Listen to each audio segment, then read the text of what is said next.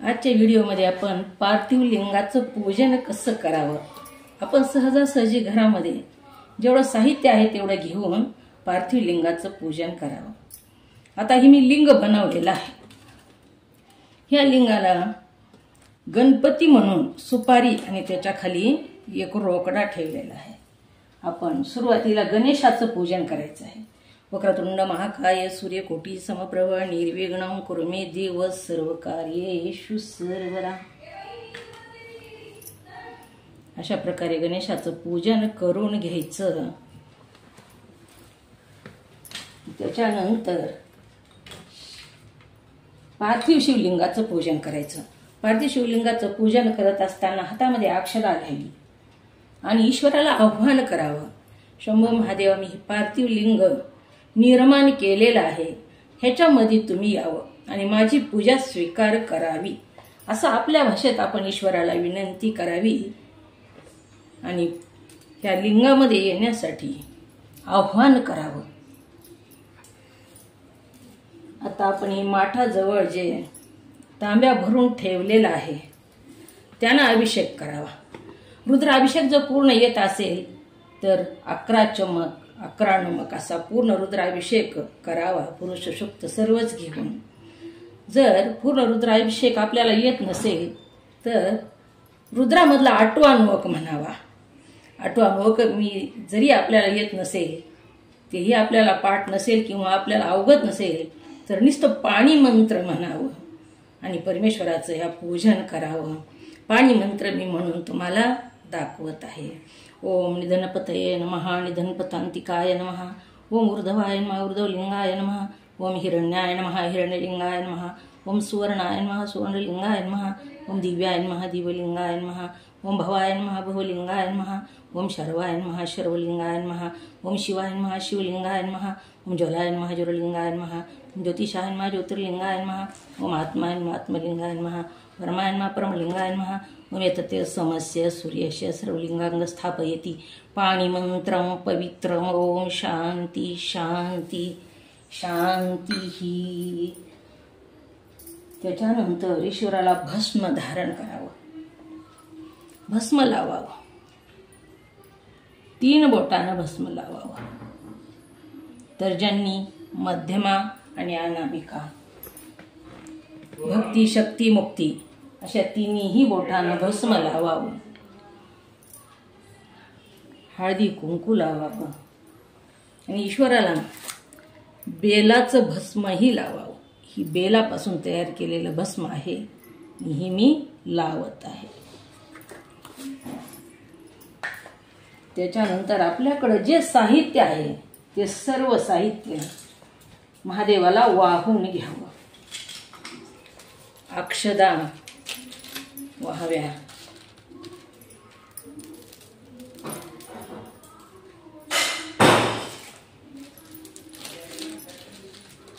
गहू व्हावे,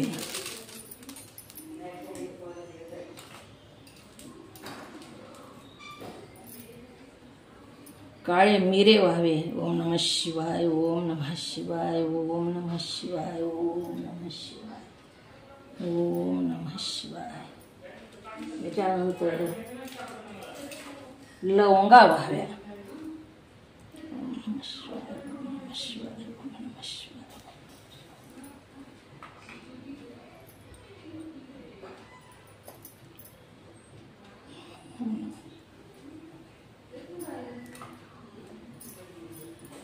फुलं व्हावे। जे साहित्य आपल्याला उपलब्ध आहे ते सर्व साहित्य व्हावं। कमळगट्टे व्हावे। जड वस्तू ह्या पिंडीवर टाकू नये, पिंडीच्या सभोवताली व्हाव्या।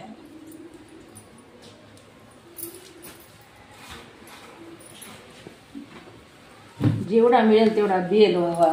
त्रिदळं त्रिगुणाकारं त्रिनेत्रं त्रिआयुधं त्रिजन्म पापसंहारं एक बिल्वं शिवार्पणं। बेल वाहत असताना ही शृंगी मुद्रेनं बेल व्हावा। तर्जनी आणि करंगडी वरी करावी हरणाच्या शिंगासारखी आणि शृंगी मुद्रेनं बेल व्हायला अतिशय प्रखर असतो। आपल्याकडे जे साहित्य आहे, जेवढा बेल आहे, जेवढे फुलं आहेत ते सगळे वाहून घ्यावे.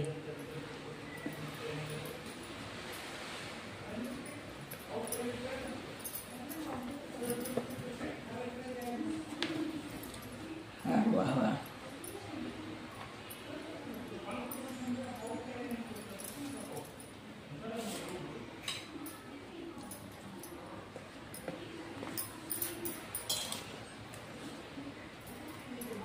मी ब्रह्मकमळ आज आलेला आहे आणि मी ह्या महादेवाला वाहत आहे. धोत्र्याचं फळ व्हावं.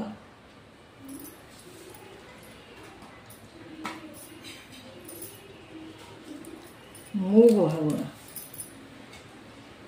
पांढरे तीळ व्हावे. काळे तीळ व्हावे. दवना व्हावा. शमीपत्र व्हावा. आपल्याकडे जेवढं साहित्य उपलब्ध आहे तेवढं परमेश्वराला व्हावं.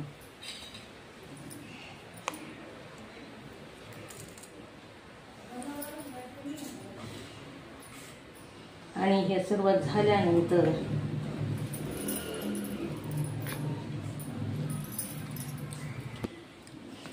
आपण आरती करावी. आरतीमध्ये एक एक फूल असलेली लवंग टाकावी आणि कापूर टाकावा. आरती करावी आणि आरती झाल्यानंतर गोड पदार्थाचा नैवेद्य दाखवावा. आपल्याला जेवढ्या प्रकारचे नैवेद्य दाखवता येतील तेवढ्या प्रकारचा नैवेद्य दाखवावा. इथं मी पेढा आणलेला आहे. इथं काजू आणलेले आहेत. मी बदाम आणलेले आहेत. अशा प्रकारे नैवेद्य दाखवून आपण पूजा पूर्ण करावी. पार्थिव लिंगाचा प्रसाद खाऊ नये. पार्थिव लिंगाचा प्रसाद पक्षाला प्राण्याला देऊन टाकावा. ह्या प्रसादामध्ये चंडाचा वास असतो म्हणून फळं जरी वाहिले, लाडू जरी वाहिले, काहीही प्रसाद असो तो प्रसाद आपण खाऊ नये. साखर वाहिली असेल तर साखर सुद्धा मुंग्याला टाकावी. अशा प्रकारे हे पार्थिव लिंगाचं पूजन करावं. जीवन धन्य करून घ्यावं. प्रकार असं आहे. पार्थिव लिंग आहे. ह्या पूजनाने सर्व सिद्धी प्राप्त होतात.